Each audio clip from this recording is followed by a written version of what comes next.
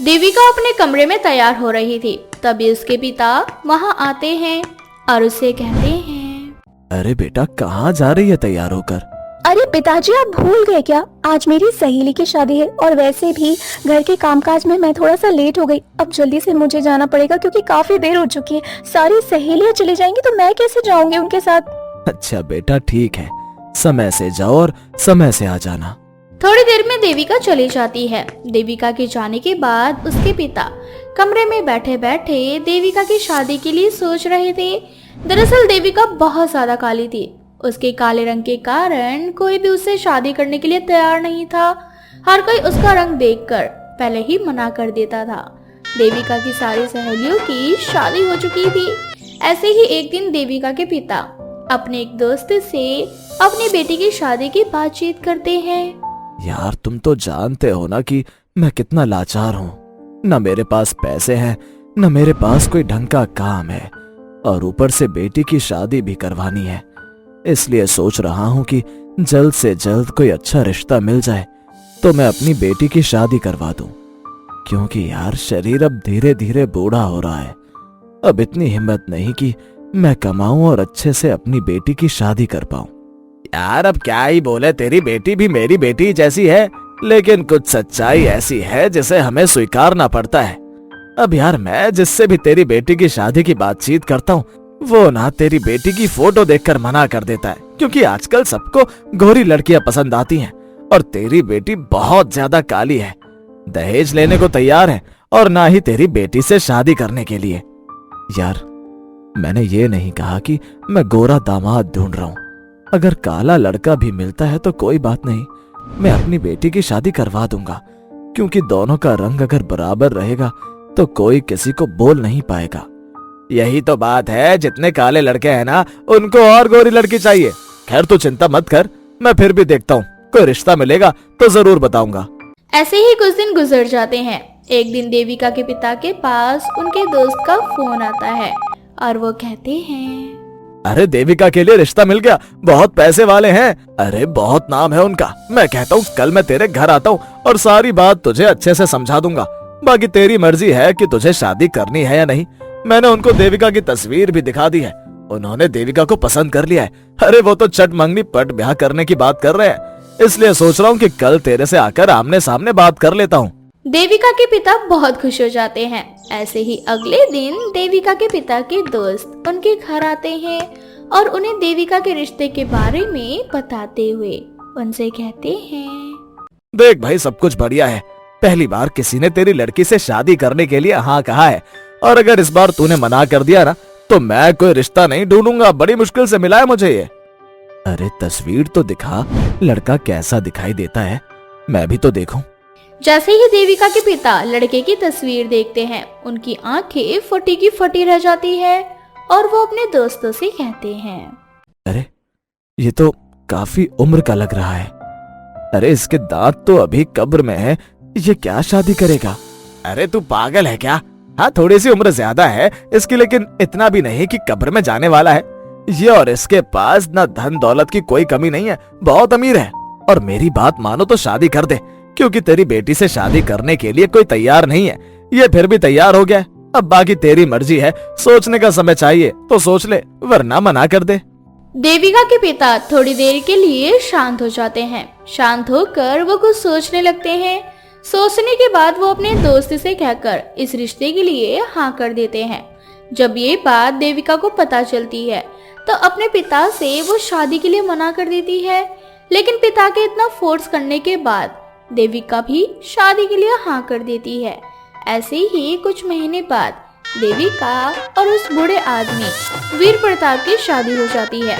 शादी के बाद अपने ससुराल आती है। देविका पति उस पर बहुत अत्याचार करता था। ऐसे ही एक दिन वीर प्रताप देविका से बोलता है, चल मेरे पैर दबा, बहुत दिन से तूने मेरी सेवा नहीं की है। बेचारी देविका उसके पैर दबाने लगती है। पैर दबाते दबाते उसकी आंख लग जाती है और वो उसके पैर के पास ही सो जाती है। वीर प्रताप को गुस्सा आता है और वो एक लात देविका को मारता है, जिससे देविका बेड के नीचे गिर जाती है। तभी वहाँ वीर प्रताप का नौकर राजू आता है और राजू देविका को संभालने लगता है। तभी वो प्रताप राजू से बोलता है, अबे वो 2 कौड़ी के नौकर, तेरी हिम्मत कैसे हुई मेरी पत्नी को हाथ लगाने की? तुम दोनों का कुछ चल रहा है क्या, जो तुझे इतना दर्द हो रहा है मेरी पत्नी को लेकर? ये मत भूल कि तुम दोनों मेरे पैरों की जूती हो। जब चाहो उस दिन तुम दोनों को इस घर से निकाल सकता हूँ। तू अपनी औकात में रहो दोनों। राजू और देविका कुछ नहीं कहते। ऐसे ही कुछ दिन बाद वीर प्रताप घर से बाहर गया था। देविका बहुत रो रही थी। तभी राजू देविका को संभालता है और उससे कहता है, देखो, मैं जानता हूँ कि तुम एक गरीब घर से हो और गरीब लोगों की स्थिति बहुत परेशानी भरी होती है, लेकिन तुमने इस दरिंदे से शादी क्यों की? इस दरिंदे की 3 शादी पहले से हो चुकी हैं और इसने अपनी सारी बहू के साथ बुरा व्यवहार किया, उनके साथ अत्याचार किया और जिसने भी इसके खिलाफ आवाज उठाने की कोशिश की, इसने उसे या तो मार दिया या फिर उसे गायब करवा दिया। क्या कहूँ, मेरी तो किस्मत ही खराब है। समझ नहीं आता क्या करूँ। ऐसा लगता है जैसे मेरी शादी नहीं हुई है, इसी जेल में मुझे बंद कर दिया गया है और जब दिल करे ये मुझे मारता है, पीटता है। कुछ भी बदला नहीं है, ये तुम्हारी जिंदगी है। तुम चाहो तो अभी भी अपनी जिंदगी सुधार सकती हो। बस अत्याचार सहना बंद कर दो। जिस दिन तुमने कानूनी तौर पर इसे जवाब देने का ठान लिया ना, उस दिन ये तुम्हारा कुछ नहीं कर पाएगा। तब कानून इसे सजा देगा कि कानून के लिए अमीर हो या गरीब, सब बराबर होते हैं। तभी देविका किचन से अपने लिए जूस लेकर आती है। अचानक से देविका का पैर फिसल जाता है और वो गिरने ही वाली होती है, लेकिन तभी राजू उसे बचा लेता है। दोनों एक दूसरे की बाहों में थे। तभी वहाँ पर वीर और कहता है, ओह, तो मेरे पीठ पीछे ये सब चल रहा है। इस 2 कौड़ी के नौकर के साथ तू रंग रलियां मना रही है और तुझे शर्म नहीं आती? रुक, अभी बताता हूँ तुझे।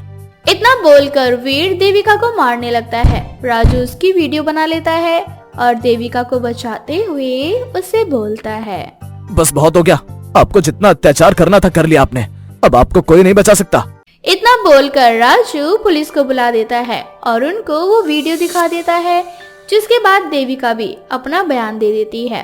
पुलिस वीर को गिरफ्तार कर लेती है, जिसके बाद देविका को संभालने में थोड़ा समय लगता है। वो फिर अकेले ही अपने जीवन में आगे बढ़ती है। निशा और चंदा कहने को तो देवरानी और जेठानी थी, पर वो दोनों एक दूसरे को देखना तक पसंद नहीं करती थी। पर घर में जब भी कोई सामान आता तो वो दोनों देवरानी जेठानी बहन की तरह एक हो जाती और एक दूसरे पर अपना प्यार लुटाने लगती। ऐसे ही एक दिन निशा और चंदा की सास मोहिनी अपने कमरे की सफाई कर रही होती है कि तभी उसे अपने अलमारी में अपनी एक बहुत पुरानी साड़ी मिलती है। उस साड़ी को देख मोहिनी खुद से कहती है, अरे ये तो मेरी पुश्तैनी साड़ी है जो मेरी सास को मेरी दादी सास ने दी थी और मुझे मेरी सास ने। अब मेरी बारी है कि ये साड़ी अपनी बहुओं को दूं, पर मैं अपनी साड़ी किस बहू को दूं, क्योंकि एक साड़ी और मेरी बहू तो दो हैं। आखिर इस साड़ी का असली हकदार कौन होगा? मोहिनी अपने हाथों में साड़ी लिए ये सब कुछ सोच ही रही होती है कि तभी वहाँ निशा और चंदा आ जाती है। मोहिनी के हाथों में इतनी सुंदर साड़ी देखकर उन दोनों की आंखें फटी की फटी रह जाती है और दोनों के मन में उस साड़ी को लेने का लालच जग जाता है। और मोहिनी की दोनों बहू मोहिनी से कहती हैं, अरे माँ जी, कितनी सुंदर साड़ी है आपके पास, लेकिन माँ जी हमने तो आपको कभी भी इस साड़ी में नहीं देखा, तो ये साड़ी किसकी है? बहू, ये पुश्तैनी साड़ी है। ये साड़ी मेरी सास को उनकी सास ने दी थी और मुझे मेरी सास ने। क्या पुश्तैनी साड़ी? भला पुश्तैनी साड़ियाँ भी होती हैं? पर मैंने तो आज से पहले पुश्तैनी हार, पुश्तैनी संदूक, पुश्तैनी घर के बारे में ही सुना था, पर आज पहली बार देख रही हूँ पुश्तैनी साड़ी। पर जो भी कहूँ माँ जी, ये साड़ी है बड़ी सुंदर। सुंदर तो होगी ही ना, आखिर बहू ये साड़ी पुश्तैनी जो है तुम दोनों नहीं जानती, पर इस साड़ी पर जो काम हुआ है बड़ी बारीकी से किया गया है। इस साड़ी पर किया गया काम हाथों से है। और तो और इस साड़ी में जो ये तुम सफेद और पीले कलर की डिजाइन का धरिया देख रही हो ना, ये कोई साधारण लाइन नहीं है। इस साड़ी पर किया गया सारा काम सोने और चांदी का है। ये साड़ी अगर मार्केट में बेची जाए तो ये साड़ी लाखों की बिकेगी, लाखों की। अब जैसे ही निशा और चंदा को उस साड़ी के बारे में पता चलता है तो वो दोनों हैरान हो जाती है। दोनों को अपने अपने दिमाग में उस साड़ी को लेने का ख्याली पुलाव पकने लगता है और निशा अपनी सास से कहती है, अच्छा माँ जी, अगर ये पुश्तैनी साड़ी है तो उस हिसाब से ये साड़ी आपकी बहू की होगी, यानी कि मेरी। ये क्या कह रही हैं दीदी आप? जैसे आप सासू माँ की बहू है वैसे ही मैं भी तो माँ जी की छोटी और प्यारी बहू हूँ। जितना हक आपका इस साड़ी पर हुआ है उतना ही हक मेरा भी तो है। क्यों माँ जी, सही कहा ना मैंने? इस तरह से मोहिनी की दोनों बहुओं के बीच इस साड़ी को लेकर बहस छिड़ जाती है। उन दोनों के बीच की बहस को देखकर मोहिनी का सर दर्द करने लगता है और मोहिनी अपनी दोनों बहुओं से कहती है, अभी मैं मरी नहीं हूँ और जब तक मैं जिंदा हूँ ये साड़ी तुम दोनों में से किसी की नहीं, समझी? तुम दोनों जाओ अब यहाँ से और जाकर अपना काम करो। ठीक है माँ जी। अब मोहिनी की दोनों बहू वहाँ से जाने लगती है और तभी चंदा के दिमाग में एक बात आती है और चंदा अपनी सास से कहती है, माँ जी अगर आप बुरा ना माने तो क्या मैं आपसे पूछ सकती हूँ कि घर में कभी कोई फंक्शन होता है या हम दोनों को कहीं जाना पड़ सकता है और हमारे पास साड़ी नहीं रही तो हम आपसे आपकी पुश्तैनी साड़ी मांगे तो क्या आप कुछ देर के लिए वो साड़ी हमें दे सकती हैं? बहू 2 और साड़ी 1। हाँ, अब जैसी भी हो तो तुम दोनों मेरी ही बहू। उस हिसाब से तो तुम दोनों का हक है इस साड़ी पर। इसीलिए अब जब तुम दोनों को साड़ी पहननी होगी मैं बारी बारी से तुम दोनों को ये साड़ी दे दिया करूंगी अब, ठीक है? जी माँ जी। इतना बोलकर मोहिनी की दोनों बहू वहाँ से चली जाती है। अब ऐसे ही कुछ दिन बीत जाते हैं और एक दिन शोभा मोहिनी के पास जाकर मोहिनी से कहती है, माँ जी आज मेरी फ्रेंड का बर्थडे है और उसने एक छोटी सी पार्टी रखी है। हम सभी दोस्त उसके घर जा रहे हैं। अगर आज आप वो पुश्तैनी साड़ी मुझे दे देती तो। ठीक है बहू, पहन ले। अब निशा अपनी सास की पुश्तैनी साड़ी पहनकर अपने दोस्त के घर जाती है और शाम को जब निशा घर वापस आती है और चंदा अपनी जेठानी को पुश्तैनी साड़ी में देखती है तो मन ही मन बोलती है, दीदी कितनी तेज है। अभी कुछ दिनों पहले उन्होंने माँ जी की साड़ी देखी और आज मौके पर चौका मार दिया। हमेशा ये हर चीज में मुझसे आके रहती हैं, पर मैं भी कोई कम थोड़ी ना हूँ।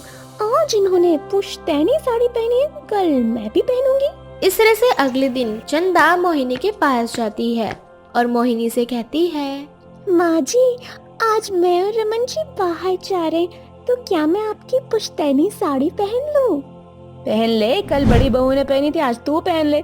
और मेरे लिए ठीक ही है, एक बार वो पहन लिया करेगी, एक बार तू पहन लिया करना। अब जा निशा बहू से पुश्तैनी साड़ी मांग ला। ओह तो दीदी उस साड़ी को रखने की फिराक में है, तभी तो उन्होंने वो साड़ी अब तक माँ जी को नहीं दी। उन्होंने सोचा होगा कि क्यों ना साड़ी अपने पास रख लो और माँ जी का क्या, वो तो मांगना भूल जाएंगी और फिर वो साड़ी उनकी हो जाएगी।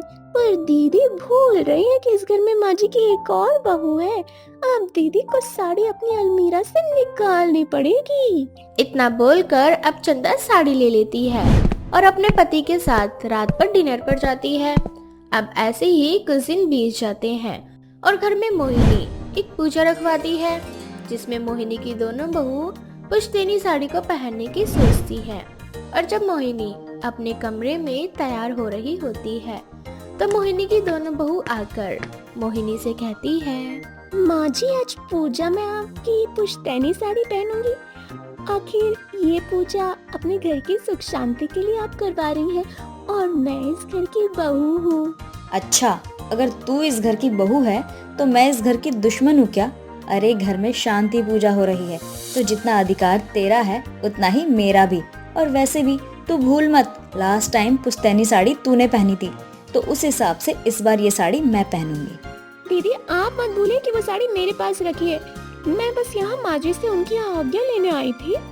माँ जी आप चंदा से कह दीजिए कि चुपचाप से वो साड़ी मुझे दे दे। इस बार उस साड़ी को पहनने की बारी मेरी है। मैंने कह दिया ना कि आज की पूजा में माँ जी की पुश्तैनी साड़ी मैं पहनूंगी। आखिर मैं भी देखती हूँ कि तू वो साड़ी कैसे पहनती है। इतना बोलकर निशा चंदा के कमरे में चली जाती है और उसके कमरे से साड़ी निकाल लेती है। लेकिन ये बात चंदा को जरा भी रास नहीं आती और वो उसके हाथ से साड़ी छीन लेती है। चंदा की ऐसी बातें सुनकर निशा को बहुत गुस्सा आता है और जब उसके हाथों से साड़ी छीन लेती है इस तरह से दोनों बहू आपस में साड़ी छीन कर लड़ने लगती हैं। चंदा मैंने कहा ना ये साड़ी छोड़ दे, ये मैं पहनूंगी। पर ये साड़ी मुझ पर ज्यादा जचती है, इसीलिए ये साड़ी आज मैं ही पहनूंगी। इस तरह से दोनों बहू के बीच की लड़ाई होने लगती है और छीना झपटी में थोड़ी सी साड़ी फट जाती है। और जब ये मोहिनी देखती है तो उन दोनों के हाथ से साड़ी छीन लेती है और उन दोनों से कहती है, कल मोही कहीं कि तुम दोनों ने मेरी पुश्तैनी साड़ी फाड़ दी, इसीलिए अब से मैं ये रीत बदलती हूँ, क्योंकि दो बहू एक साड़ी नहीं हो सकती। इसलिए अब मैंने फैसला कर लिया है, अब मैं अपनी ये पुश्तैनी साड़ी अपनी बेटी को दूंगी। और इस तरह से शाम को जब पूजा होती है तब मोहिनी अपनी पुश्तैनी साड़ी अपनी बेटी को दे देती है और मोहिनी की बेटी साड़ी में रफू कराकर उसे संभाल कर रख लेती है। इस तरह से दो बहू की एक साड़ी, जिसके लिए हमेशा लड़ाइयाँ होती थी, वो लड़ाई के बीच ही खत्म हो जाती है। विभा देवी, जो कि बहुत ही ज्यादा दयालु किस्म की बूढ़ी औरत थी, उसे बच्चों से बहुत ही ज्यादा लगाव था। विभा देवी के पास पैसों की कोई कमी नहीं थी, दौलत शोहरत उसके पास सब कुछ थे, लेकिन फिर भी उसके अंदर दौलत शोहरत को लेकर बिल्कुल भी घमंड नहीं था। ऐसे ही एक दिन विभा तो छोटे छोटे गरीब बच्चों को अपने घर लेकर आती है और उनको अपने एक घर के सोफे पर बैठाकर अपने हाथों से खाना खिलाती है। तभी वहाँ विभा देवी की बहू शिप्रा आती है और शिप्रा विभा से कहती है, अरे माँ जी, ये सब क्या है? ऑफिस से इन गरीब बच्चों को घर पर ले आए आप? आपको मैंने कितनी बार कहा है कि ये बहुत ज्यादा गंदगी में रहते हैं, इन्हें घर में लाना बिल्कुल भी हाइजीनिक नहीं है। उनके आसपास न जाने कितने गंदे बैक्टीरिया रहते होंगे, और आप है कि अरे शिप्रा, ये बच्चे ना भगवान का रूप होते हैं और मैं इनको पहली बार तो घर में लेकर आई नहीं हूँ, बल्कि मैं तो इनको हमेशा घर में लाती हूँ। और दूसरी बात रही इनकी साफ सफाई की, तो इनकी साफ सफाई का ख्याल मैं बहुत ही अच्छे से रखती हूँ। इनको घर में लाने से पहले ही इनके हाथ पैर धुलवा दिए थे और सैनिटाइज भी कर दिया था इनको अच्छे से। और ये ना बहुत ही ज्यादा भूखे हैं, इसीलिए मैं इनको ऐसे तो छोड़ नहीं सकती ना। माँ जी, मुझे ऐसा लगता है ना कि आपके लिए ना बस गरीब बच्चे ही प्यारे हैं। मैं और आपका बेटा आपके लिए कोई मतलब ही नहीं रखते। सारा पैसा तो आप इन गरीब बच्चों के ऊपर फेंक देते हैं। पता नहीं क्या मिलता है आपको इन सारी चीजों से। तू ना बिल्कुल भी नहीं समझेगी इन चीजों को। जब समय आएगा तब तू अपने आप ही समझ जाएगी कि आखिर मुझे क्या मिलता है इन चीजों से। माँ जी, मैंने आपको इन बच्चों से बात करने से या फिर इनके साथ टाइम स्पेंड करने से नहीं रोका है। मैं तो बस इतना कह रही हूँ कि घर पर मत लाया करो, और फालतू का जो भी आप ये पैसा वेस्ट करती हो ना इन बच्चों के ऊपर, वो भी मत किया करो। जैसे तुम मेरे बच्चे हो, वैसे ही ये भी मेरे बच्चे हैं। अगर मैं तुम्हें अपनी प्रॉपर्टी और पैसों में से हिस्सा दे सकती हूँ, तो इन बच्चों को क्यों नहीं दे सकती। और बहू, तेरा काम है घर संभालना, काम करना, पति का ख्याल रखना। मैं जो कर रही हूँ उसमें तेरा कोई मतलब नहीं बनता बोलने का। ठीक है ना माँ जी, आपको जो सही लगता है वो करो। शिप्रा के सामने ही विभा उन बच्चों को नए नए कपड़े देती है और कुछ खिलौने देती है और चॉकलेट वगैरह देकर उनके साथ निकल जाती है। ये देखकर शिप्रा को बहुत गुस्सा आता है। थोड़ी देर बाद शिप्रा अपने पति मनोज के पास जाती है और कहती है, अरे मनोज, तुम अपनी माँ को समझाओगे या नहीं? अरे ये सारा का सारा पैसा ऐसे ही पानी की तरह बहाती रहेगी। क्या हुआ? तुम्हारी माँ ना गरीब बच्चों के पीछे पागल हो गई है। अरे ना जाने क्या मिलता है इनको ये सब करके। मेरे सामने पता नहीं कहाँ से वो गरीब बच्चों को घर पर ले आई, उनको खाना खिलाया, उनको अपने इतने महंगे सोफे के ऊपर बिठाया और उनको कपड़े देकर पता नहीं कहाँ लेकर गई है। यार अब क्या ही बोलूं माँ को, ये अपनी जिद के आगे ना कभी किसी की नहीं सुनती। अच्छा ये सब छोड़ो और ये बताओ कि डॉक्टर की अपॉइंटमेंट है ना कल? अरे यार, मैं तो भूल ही गई थी। कल चलते हैं डॉक्टर के पास, और भगवान से यही दुआ करती हूँ कि इस बार मेरी रिपोर्ट नॉर्मल आए, सब कुछ अच्छा हो जाए। ऐसे ही अगले दिन मनोज और शिप्रा डॉक्टर के पास जाते हैं, जहां डॉक्टर मनोज और शिप्रा का कुछ टेस्ट वगैरह करते हैं। थोड़ी देर बाद उनकी रिपोर्ट्स आती है। रिपोर्ट देखकर डॉक्टर शिप्रा से कहते हैं, देखो शिप्रा जी, आपकी रिपोर्ट नॉर्मल नहीं है। आप कभी भी माँ बन सकती हैं। बाकी माँ बनने की बहुत सारे तरीके हैं, अगर आप चाहें तो बच्चा गोद भी ले सकती हैं। ये खबर सुनकर शिप्रा बहुत बुरी तरह से रोने लगती है। थोड़ी देर बाद दोनों पति पत्नी घर को आ जाते हैं। घर आने के बाद जब विभा को ये पता चलता है तो विभा शिप्रा को समझाती हुई उससे कहती है, उदास मत हो बहू, क्या पता कुदरत को यही मंजूर था। और मेरी बात मान तो तू बच्चा गोद ले ले। जिस बच्चे के सर पे माँ बाप का साया नहीं होगा, अगर उस बच्चे को तेरा माँ का प्यार मिल जाएगा तो और क्या चाहिए इस दुनिया में। नहीं माँ जी, मुझे कोई बच्चा गोद नहीं लेना। अगर भगवान ने किस्मत में बांझ रहना ही लिखा है तो मैं ऐसे ही रहूंगी। मुझे किसी और का खून नहीं अपनाना। तू ये कैसी बातें कर रही है बहू। जरूरी नहीं होता कि अगर हमने अपनी कोख से उस बच्चे को जन्म दिया है तो ही हम माँ कहलाएंगे। माँ जी, जब आपके साथ वो सारी चीजें होती तब आपको पता चलता है दूसरों के लिए इतनी बड़ी बड़ी बातें करना बहुत आसान होता है। जिस दौर से आज मैं गुजर रही हूँ, अगर वही आपके साथ होता ना तब आपको पता चलता कि मैं अभी कैसा महसूस कर रही हूँ। बहू, जिस सिचुएशन से तू गुजर रही है ना, उस सिचुएशन से मैं बहुत समय पहले गुजर चुकी हूँ। ये आप क्या कह रही है माँ जी? फ्लैशबैक। विवाह अपनी बहू को अपने अतीत की कुछ बातें बताने लगती है। ये उन दिनों की बात है जब विवाह शादी के कुछ दिन बाद डॉक्टर के पास जाकर अपना चेकअप करवाती है, जहां पता चलता है कि वो कभी मां नहीं बन सकती। ये खबर सुनकर विवाह को बहुत बुरा लगता है और वो बहुत बुरी तरह से टूट जाती है। घर आते वक्त रास्ते में उसे एक छोटा सा बच्चा सफेद कपड़ों में लिपटा हुआ दिखाई देता है। विवाह उस बच्चे को उठाकर अपने घर ले आती है। उस बच्चे को देखकर विवाह के मन में एक उम्मीद जागती है कि उसे कोई माँ कहने वाला आ गया है। बच्चे का नाम मनोज रखती है और मनोज को अपने बच्चे के रूप में वो स्वीकार कर लेती है। Flashback out. मैंने मनोज को कभी ये बात नहीं बताया कि मनोज मेरा सगा बेटा नहीं है, और तू भी ये बात उसे कभी मत बताना, क्योंकि मैं ना इन चीजों में बिल्कुल भी विश्वास नहीं रखती। मेरा ऐसा मानना है कि जरूरी नहीं होता कि हमने जिसे अपनी कोख से जन्म दिया है वही हमारा बच्चा है। और कहीं ना कहीं ये साबित भी हो गया है, क्योंकि मैंने मनोज को जन्म नहीं दिया था, लेकिन फिर भी मैंने उसे बहुत प्यार किया है, पढ़ाया लिखाया, और वो तो मेरी जिगर का टुकड़ा है। और एक बात, तू हमेशा कहती थी ना कि मैं इन गरीब बच्चों को क्यों इतना प्यार करती हूँ, क्यों इनको इतना मानती हूँ। वो इसलिए कि अगर मैंने मनोज को उस समय उठाया ना होता, अपनाया ना होता, तो शायद आज मनोज भी किसी आश्रम में पड़ा होता या फिर दर दर की ठोकरें खा रहा होता, भीख मांग रहा होता। वो सारी सिचुएशन मनोज के साथ होती जो आज इन बच्चों के साथ है।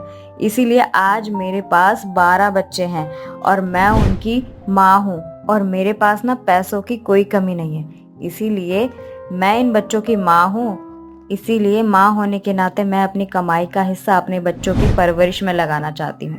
भगवान ने भले ही मुझे माँ बनने का सुख नहीं दिया हो, लेकिन आज मैं 12 बच्चों की माँ हूँ। ये सुनने के बाद शिप्रा को खुद पर बहुत ही ज्यादा शर्मिंदगी महसूस होती है और वो अपनी सास से माफी मांगती है और उनसे कहती है, माँ जी, मुझे माफ कर दो। मैंने आपको बहुत गलत बोला, लेकिन आप सच में बहुत अच्छी हैं। आपसे मुझे आज एक सीख मिली है कि जरूरी नहीं होता कि जिसे हमने जन्म दिया है हम उसी की माँ है। माँ तो ऐसी होती है जो पराये बच्चे को भी अपना बना ले। इस तरह से शिप्रा अपनी सास के साथ मिलकर उस आश्रम में जाती है और आश्रम में उन सभी बच्चों को अपना माँ का प्यार देती है और उनकी परवरिश में अपना पूरा ध्यान लगाती है। साथ ही उनको समय समय पर घुमाने भी ले जाती है और इस तरह से दोनों सास बहू मिलकर अपने जीवन में हंसी खुशी प्यार बांटते हुए आगे बढ़ती है।